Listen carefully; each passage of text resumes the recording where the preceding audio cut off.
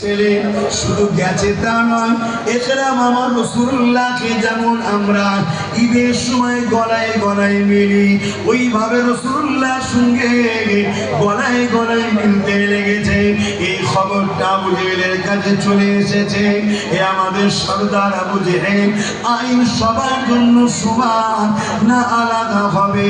কেননা তোমার ছেলে ইকরামা মুহাম্মদ রাসূলকে এমন করে দেখে গলায় গলায় মিলতে লেগেছে।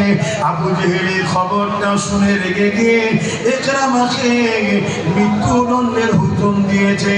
তবে সর্দারের ছেলে হওয়ার দরুন সবার সামনে না মেরে দিয়ে জঙ্গলে গিয়ে তাকে বাঘ সিংহর পেটের খোরাকের জন্য তাকে জঙ্গলে বেঁধে দেওয়া ঘোষণা করে দিয়েছে।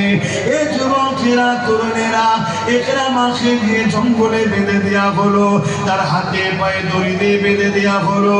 এমন করে চলে আসার পর সবাই জঙ্গলের বিভিন্ন হিংস্র পশুরা ইকরামার দিকে আগে আগে আসতে লেগেছে। তারিখে হাদিস উঠিয়ে দেখো, সবাই এসে দূরে গোল করে ইকরামার মুখের দিকে তাকিয়ে বসে আছে।